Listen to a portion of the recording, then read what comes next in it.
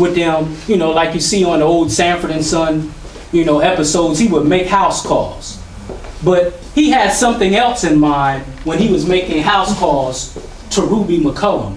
While her husband was there, he would force sex on her and made her his mistress. Talking about Ruby McCullum. And this is Dr. Leroy C. Adams. Look at the newspaper ad. This is in 1952. This is a real newspaper article. Dr. Adams slain by negress. So after years of him repeatedly raping her and making her have sex in front of her husband, she also had a child by him. Ruby McCullum had a child by him in 1952. She had enough with her children. She went to his office and said, enough is enough. This has to stop. He started attacking her, and he was known to beat her. She shot and killed him 4 times. She shot him 4 times and killed him. And that's why you have this article, Dr. Adams slain by niggers. Let's stop right there. Now, we don't advocate violence. Dr. Leroy Adams, he met a grisly end. He was shot. So out of respect for Dr. Adams, let's have a moment of silence for him. Now, like I said,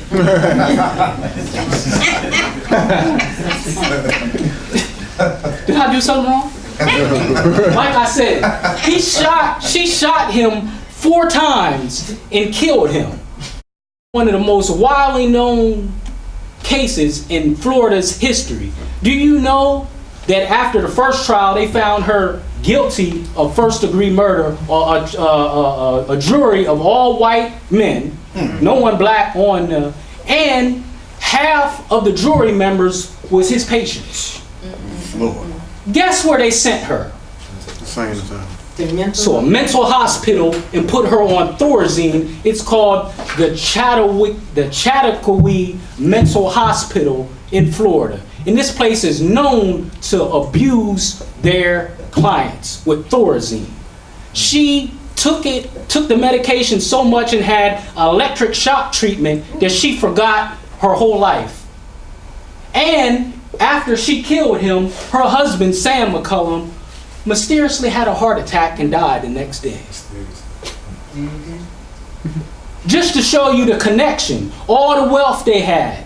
Because she was able to get an attorney to get it retried in the second trial. But she couldn't barely testify because her memory was wiped out from the medication and her being put in a mental hospital. She died in the same mental hospital in 1992 at the age of 80. Didn't remember nothing. This is what they will do to us. My own family members have been put in mental institutions and given shock treatment. It will knock your memory out. Look this up. Hardly no one knows about this story. This is Ruby McCullum and Dr. Leroy C. Adams. Y'all are a real mean crowd. Didn't give him a... All right. Ruby McCullum. I got Ruby McCullum.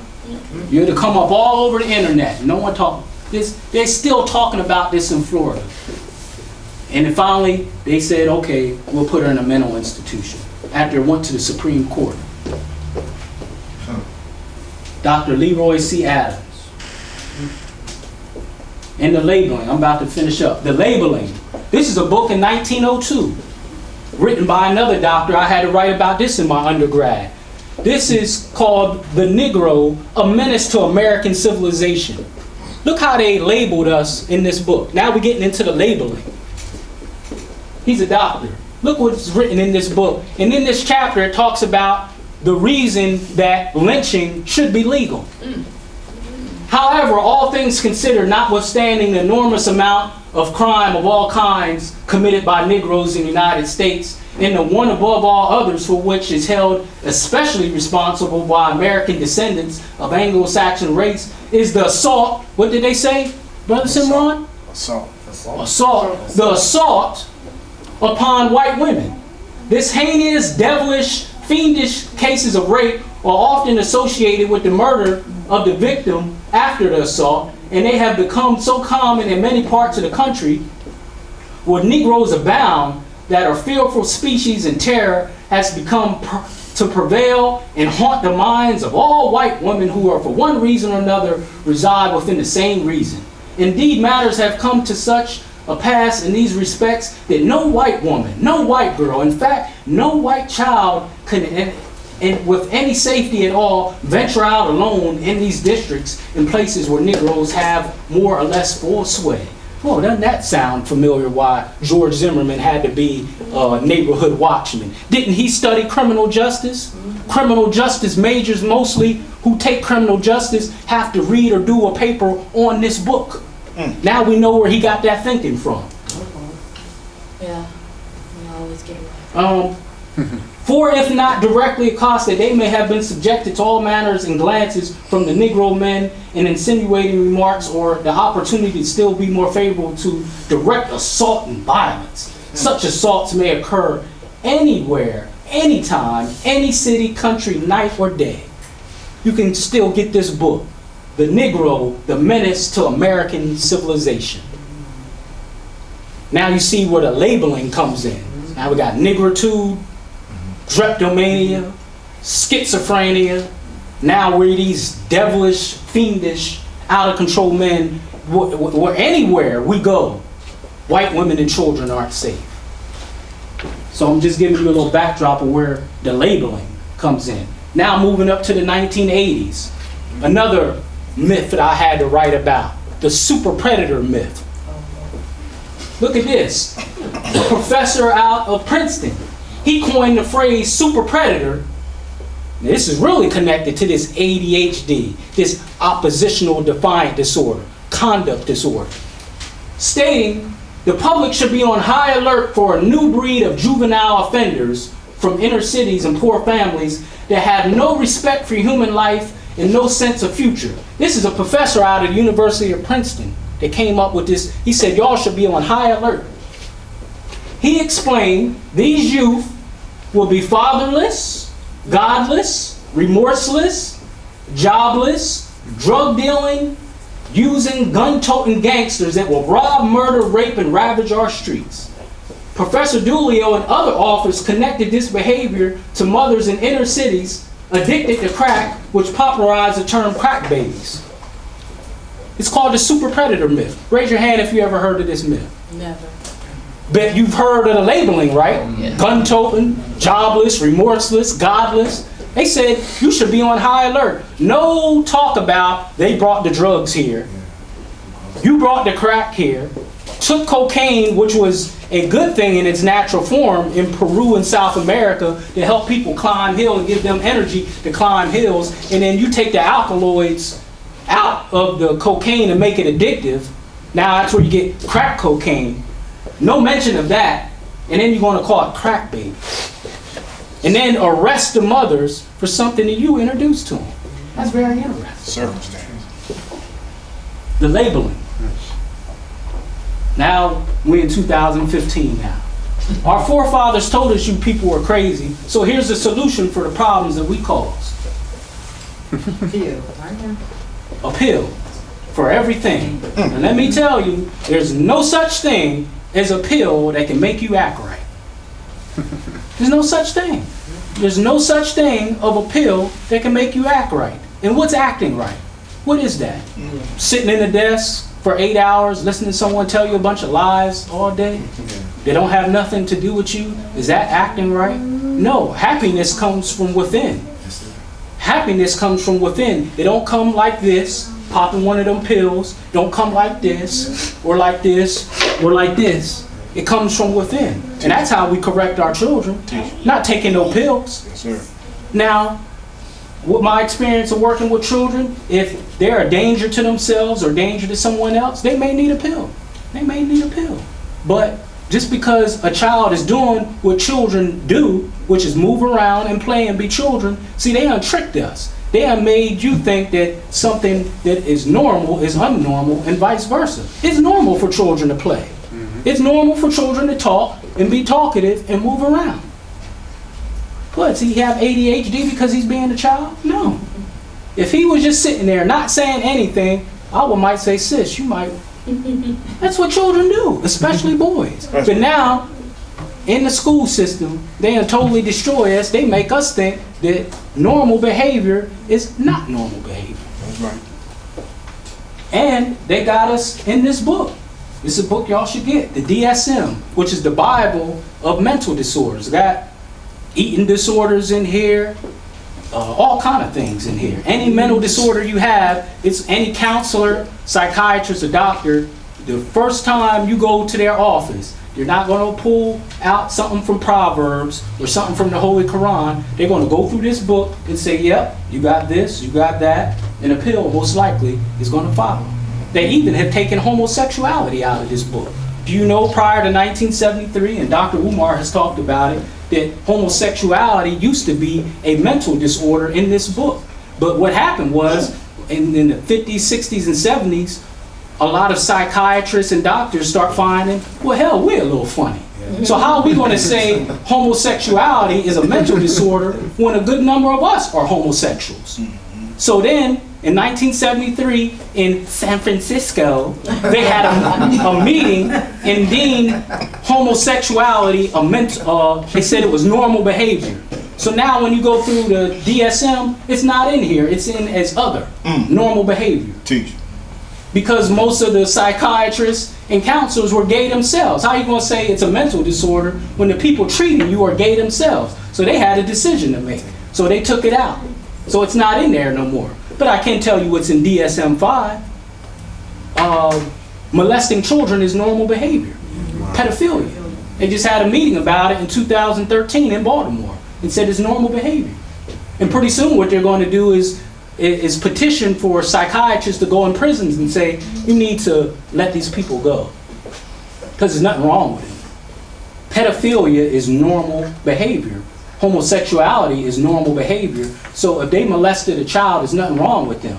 And now it's going to be called child attraction, not pedophilia. That's what they're pushing for. And it's in the DSM-5. Insane. It's not pedophilia anymore. In their eyes, that's a bad word.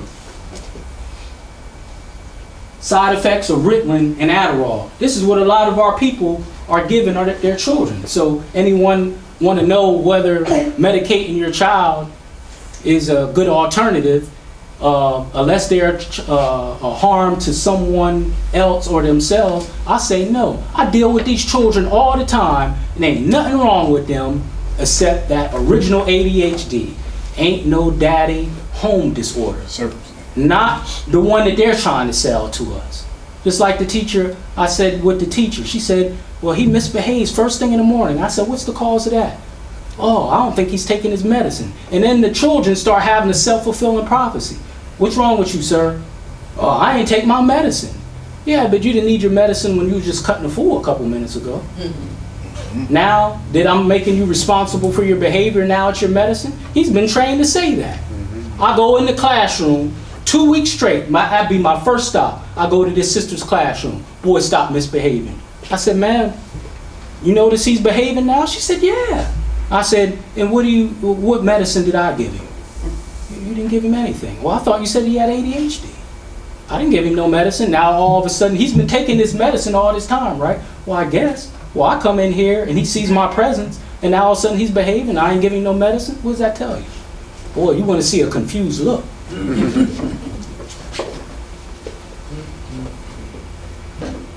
Chest pain, confusion, blistering, speech difficulty, dizziness, blurred and double vision, hallucinations. How can you learn if you're hallucinating? This is the side effects of Ritalin and Adderall. Itching, nausea. Go down to the third one there. Common side effects: fever, chest pain, rash, black stool, blood and urine, blood and stool, convulsions, cramps, red spots, swelling, unusual bleeding, tics, confusion. How can you learn if you're confused? Delusions. How can you learn if you're imagining things in school? This is their side effects. Depersonalization, severe depression. And these are the side effects of the medication they're supposed to be giving you for you not supposedly paying attention. More side effects, mood swings. Well, the reason that you diagnosed me with ADHD is because you said my mood is erratic. 1 minute I'm sitting still, 1 minute I'm not. Now the side effects of the medication you give me gives me mood swings. painful urination, sore throat, shortness of breath. Let's stop right there. Let's say you had 2 of these things. How the hell are you going to learn with just 2 of those things going on? Look at all these side effects. Slurred speech, loss of coordination, insomnia. What do we first thing we say to children? Make sure you get enough rest. Make sure you get your 8 hours of sleep. Well, how you going to get 8 hours of sleep when you're giving me a medication and it gives me insomnia? Oh, I forgot, Negro Mom. You get a double Social Security check. You got 2, 3 children on SSI, and if you get them diagnosed with that, and if you get what they call a dual diagnosis, ADHD and bipolar, ADHD and depression, now you get a double indemnity on your Social Security check. Oh, that's why you got little Johnny and Tamika and them on that medication. You know, in my schools, I'll have a whole family on my caseload, meaning I'll have the little boy in 1st grade. I'll go down the list and like, Johnson, I have a Johnson in 1st grade. Oh yeah, that's my little brother. Go up to 4th grade. See Johnson again. Oh yeah, so-and-so, that's my brother and sister. 4 and 5 of them on my caseload. All of them got ADHD and bipolar. Mom is getting paid. No wonder she's so, well, you think something wrong? I don't think nothing wrong. Oh yes it is. Oh yes it is. He gonna take that medicine. I was with you, Shareef, until you start saying it wasn't nothing wrong. It's something wrong with him, and he gonna take that medicine because she getting paid. So we gotta tell both sides of the story. We gotta tell both sides of the story. Like Brother Simran said, we're not here to give anyone no imaginary crutch. And some of our children got piss poor behavior. Let's tell it straight. Some of them got piss poor behavior. I work with them every day, and some of their behavior is so bad, I say it all the time, I say it to my wife all the time, how the hell you want me to advocate for you acting like this? School started at 8 o'clock, it is 8:03, and you're in the damn principal's office. And you on your cell phone talking to your mom and she just dropped you off a half an hour ago. What are y'all texting about? 8 o'clock in the morning, I take the phone and look. The white teacher said, I just can't control him. He's supposed to be doing math. I told him to put the cell phone away and he wouldn't put it away. Johnny, let me see the cell phone. I get the cell phone. He texting his mom. It's not your boyfriend, it's your son. Why are you texting your mom 8 o'clock in the morning in math class? What's that important? This is the stuff I see. And then she come up there with her pajamas on. Oh yeah. All her stuff out and bouncing around. This and that. I'm like, oh man, let me get out of here. I don't want to be associated with that. It's piss poor behavior. How can I advocate for you? I'm for justice. And if I'm going to back you up, you got to have some kind of right in you. It ain't no right in that. I don't care if the teacher's white, black, or whatever.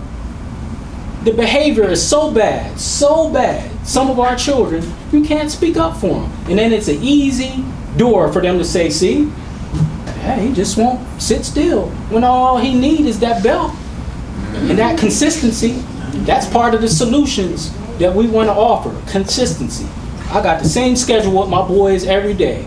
I pick you up off the bus, I'm gonna come in, we're gonna have dinner, we're gonna do an hour of homework, you go outside since it's nice now, and you play, you come back in, maybe a half hour on homework, snack, 8:30, lights out. Every single day. If you don't have no consistency and structure at home, how do you think they're gonna go to Miss Blue, who's gonna give them the blues anyway, and expect them to listen? In a European style education, they're not gonna listen. It's gonna be buck wild. Those are the side effects. Signs of ADHD. These are normal things that all of us do. Tell me, this is how they diagnose your children with ADHD. Those are 14 bullet points there. You only need 3 to be diagnosed.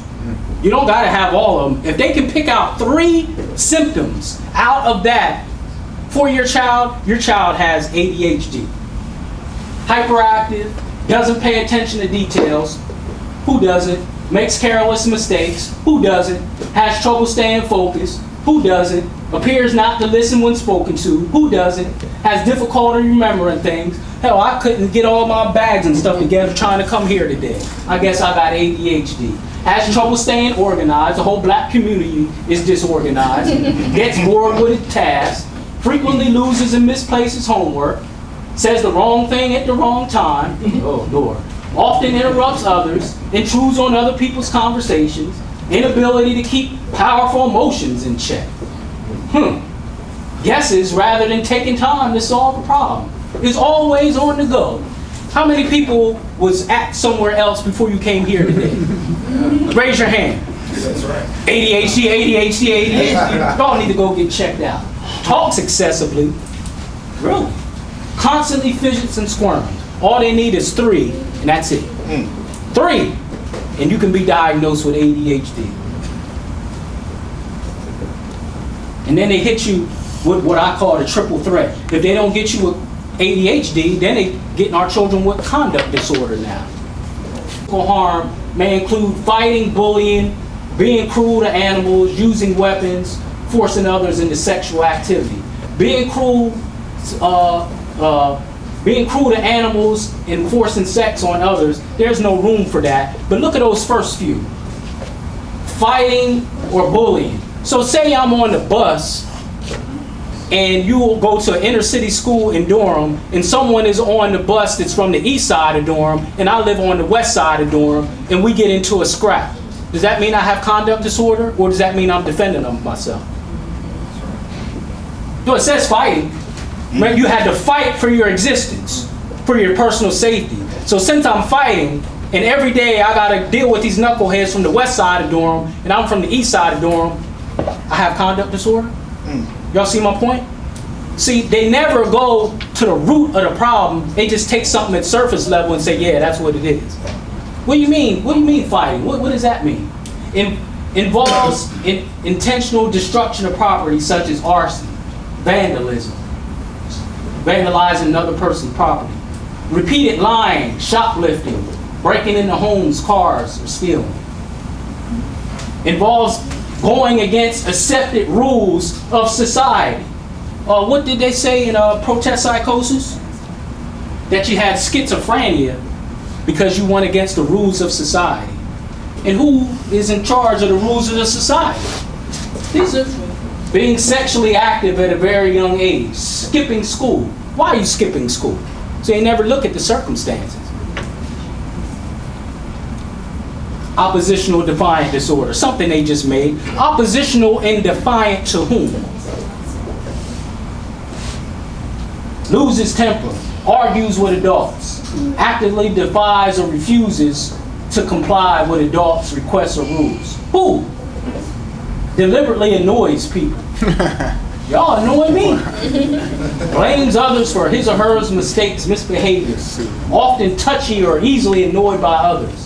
Angry and resentful. Angry and resentful towards whom? Often spiteful and vindictive. Yeah, you enslaved my people for 400 years. I'll be spiteful and vindictive towards you too. Easy to label. Easy to label. So that's what it is, folks. I'm not going to read all that. That's some of the money that they make off of these medications, and you see why they don't want to give it up. Millions and billions of dollars. Just look at some of them going towards the middle.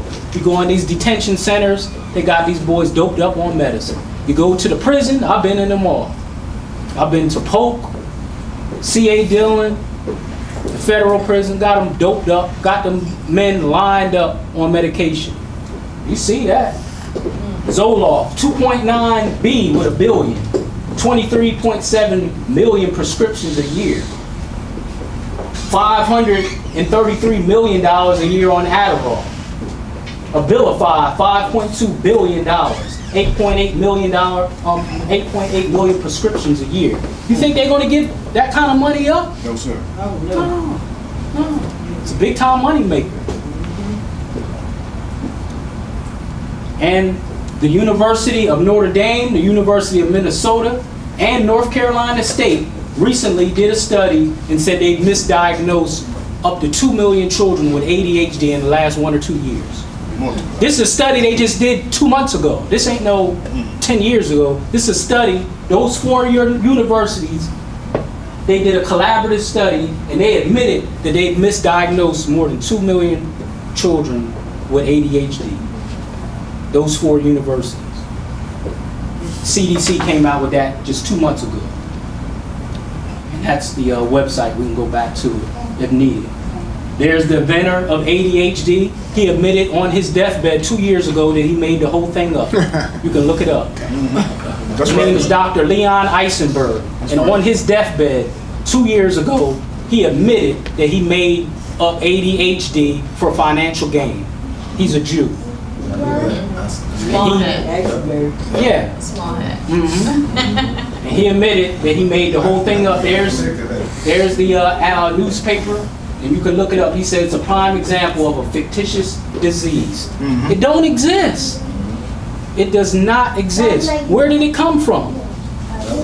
Again, 20 years ago, we ain't seen none of this stuff. Now all of a sudden, with the onset of crack, the breakdown of the black family, now it's ADHD, ADD, conduct disorder, oppositional defiant disorder. And just like they changed the face of schizophrenia to fit a certain people, now they're changing the face and even making up things to fit us. And if we foolish enough to put our children on psychiatric medication, and I just showed you the side effects that come out of their book, shame on us and shame on you, because it don't fix nothing. And as long as they've been giving it to us, how come these children are still misbehaving? How come they still got ISS and suspension and misbehaving and people can't sit still if you got them on psychiatric medication? Sometimes I walk in the classroom and a child is knocked out in the middle of the classroom because he's taking the medication, first thing in the morning.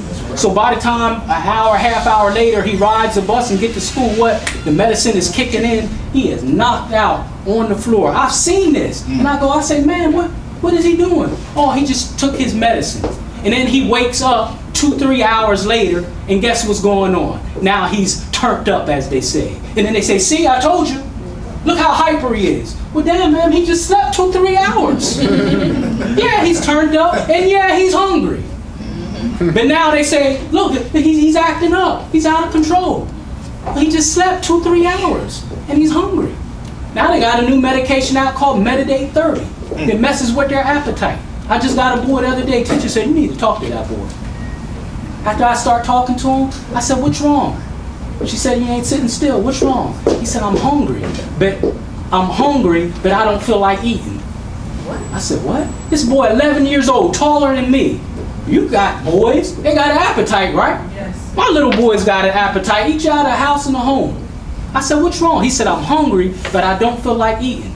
I'm no doctor. I said, well, what's going on with you? He said, I think it's his medication I'm taking. I said, what is that? He said, Mentary 30.